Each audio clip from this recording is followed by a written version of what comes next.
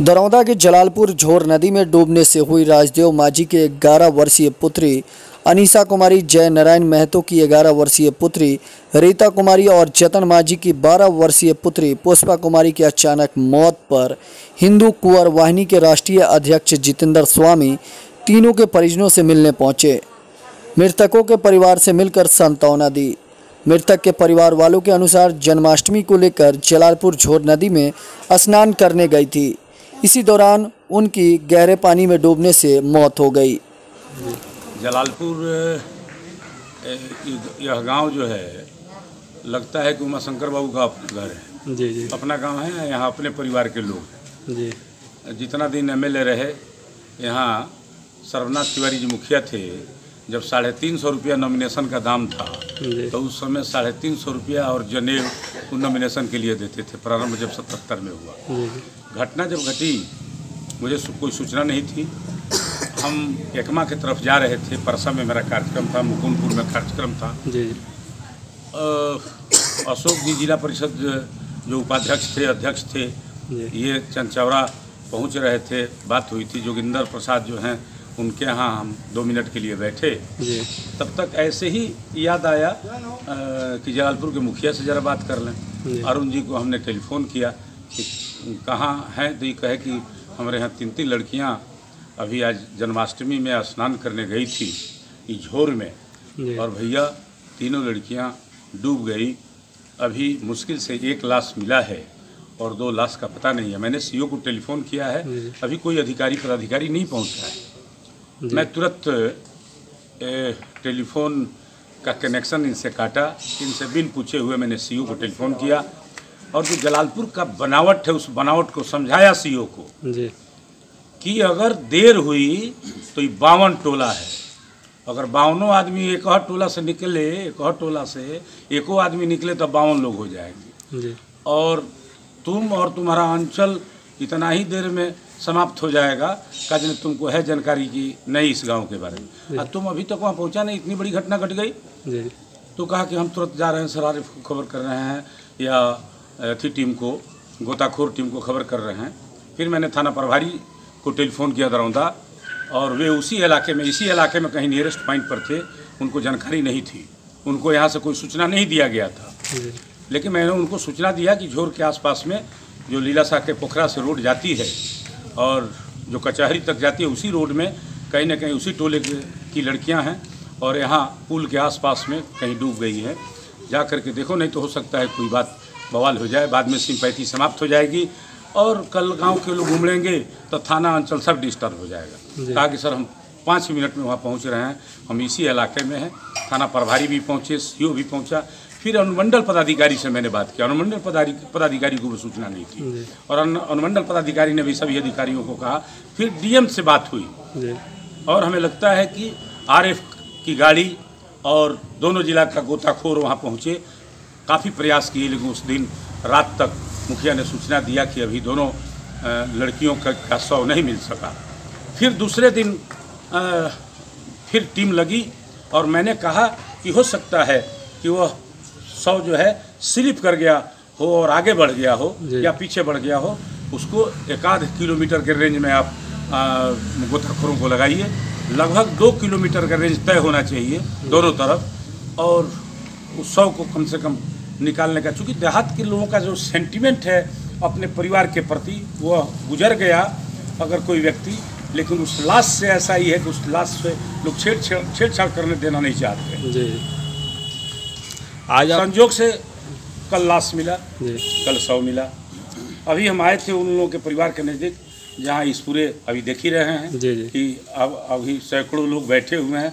सारे यहाँ के सम्मानित लोग, प्रबुद्ध लोग, बुद्धिजीवी लोग जो हैं वहाँ बैठे हुए हैं। मात्र मैंने मुखिया से पूछा, अरुण जी से, कि भाई अभी तक पैसा इन लोगों को मिला, पारिवारिक लाभ मिला कि नहीं मिला।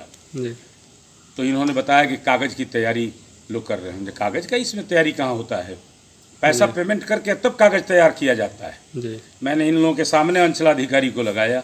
हमने पूछा कि अभी तक पेमेंट क्यों नहीं किया भाई।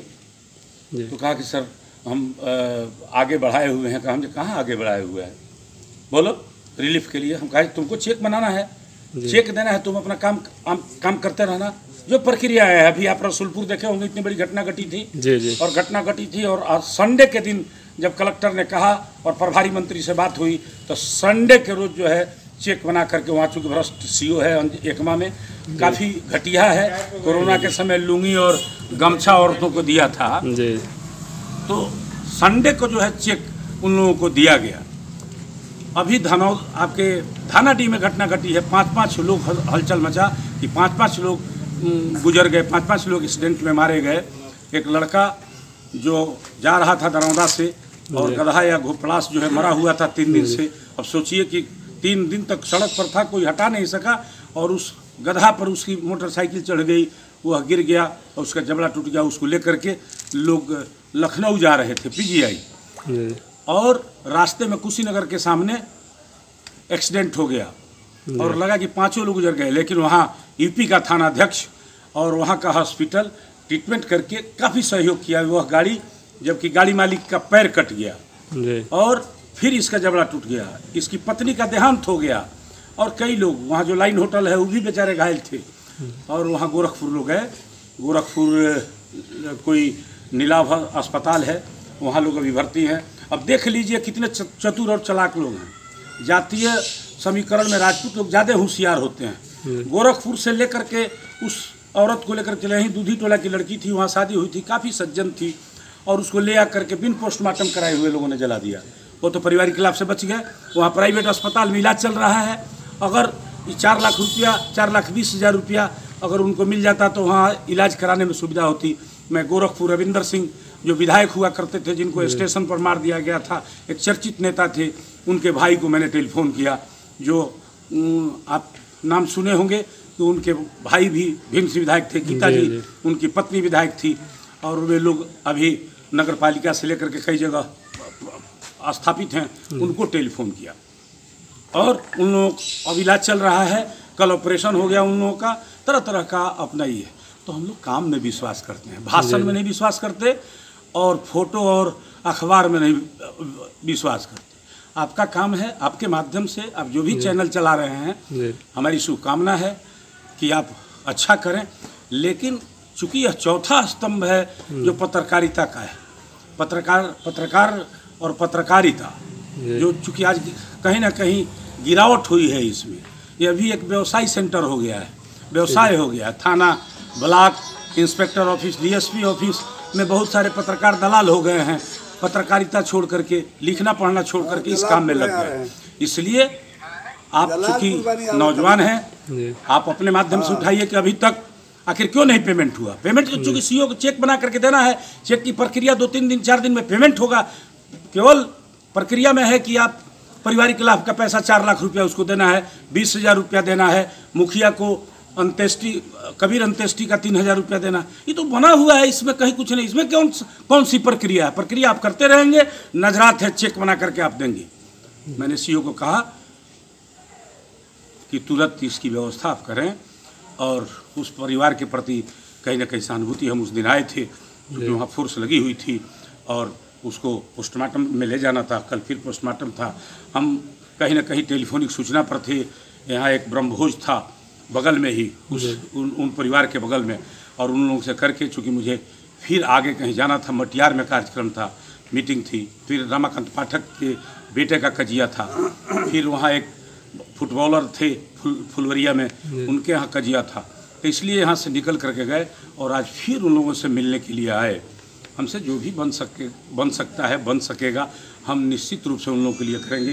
यहाँ जो नौजवान बैठे हुए हैं, उन लोगों से भी मैंने आग्रह किया है कि आप ईमेल के माध्यम से, कि चूँकि मेल चलाते हैं, आपके हर लोगों के मोबाइल में मेल है, कहीं ना कहीं फेसबुक चलाते हैं, आप व्हाट्सएप चलाते हैं, अपने माध्यम से कमिश्नर को, डीएम को, आप प्रिंसिपल सेक्रेटरी को और चीफ सेक्रेटरी को, होम सेक्रेटरी को, मुख्यमंत्री को कम से कम मेल करिए कि 3-3 परिवार की 3-3 लड़कियां गुजर गई हैं। एक परिवार जिसका पिता चौकीदार था, वह गुजर गया, उसको अनुकंपा के आधार पर आज तक नौकरी नहीं दी गई। वह भी परिवार कहीं ना कहीं पीड़ित है। 100 वर्ष की उस लड़की की दादी जिसकी सेवा में लगी रहती थी, आज उसकी रास्ता ढूंढ रही है। इसलिए ये सभी जो नौजवान मित्र हैं, कहीं ना कहीं मेल के माध्यम से, पोस्ट के माध्यम से डीएम को घेरने का काम करेंगे। पूछेंगे कि आज घटना को 3 दिन हो गई, कल जब डेड बॉडी मिल गया, पोस्टमार्टम हो गया, तभी पारिवारिक लाभ का पेमेंट करने में क्यों देर हुआ? क्या कारण है? कौन सा कागज की प्रक्रिया होता है? जब पैसा रखा हुआ है, इसके लिए स्पेसिफिक कहीं जाना नहीं है पैसा के लिए, तब चेक देने में क्या कठिनाई है? तो चूंकि जितना आप जगे रहेंगे, अगर जगेंगे नहीं, सोए हुए लोगों को जगाना आसान है, लेकिन जगे हुए लोगों को जगाना बड़ा कठिन काम है। इसलिए जो भी यहाँ नौजवान हैं, बुजुर्ग हैं, प्रबुद्ध हैं, कहीं ना कहीं मुखिया हैं, उप मुखिया हैं, सरपंच हैं, सभी लोगों की ड्यूटी बनती है कि वे अपने माध्यम से, गांव के माध्यम से, मेल के माध्यम से, ईमेल के माध्यम से, जो भी स्थानीय पदाधिकारी हैं, जिलाधिकारी हैं, कमिश्नर हैं, चीफ सेक्रेटरी हैं, होम सेक्रेटरी हैं और मुख्यमंत्री के प्रिंसिपल सेक्रेटरी हैं, मुख्यमंत्री हैं, इस सबको आपको कहीं ना कहीं मेल करना है। जिला के प्रभारी मंत्री प्रमोद जी हैं, उनको भी अपने हाथ से आपको मेल करना है, ईमेल करना है कि वे अपने माध्यम से वहाँ सूचना दें। मुख्यमंत्री को दे रहे हैं तो मुख्यमंत्री को दीजिए, चूँकि बात करने में हमें भी सुविधा होगी कि हमारे क्षेत्र में जो पुराना गांव है, इतना बड़ा गांव है और इतनी बड़ी घटना घटी, जहां अभी तक डीएम नहीं पहुंचे, सरकार का कोई प्रतिनिधि नहीं पहुंचा, सरकार का कोई प्रभारी मंत्री नहीं पहुंचा, सरकार के मुखिया की तरफ से कोई संदेश नहीं आया, सरकार लग रहा है कि संवेदनहीन हो गई है, कहीं कोई संवेदना नहीं है और आज तक पेमेंट नहीं हुआ। हम इससे ज़्यादा क्या संवेदना दे सकते हैं, जरा बताइए। इसलिए आपको बहुत बहुत धन्यवाद। जितेंद्र स्वामी काम में भरोसा करता है, विश्वास करता है और आवाज़ इसका बंद नहीं रहता है। ये अपने आवाज़ के लिए जहाँ भी जाइएगा, कहीं किसी की आवाज़ के घेरा में और गणेश परिक्रमा में नहीं रहता है। काम में भरोसा है, काम में विश्वास करता है, अपने लोगों के लिए जीता है, अपने लोगों के लिए मरता है। बहुत बहुत धन्यवाद आपको। बहुत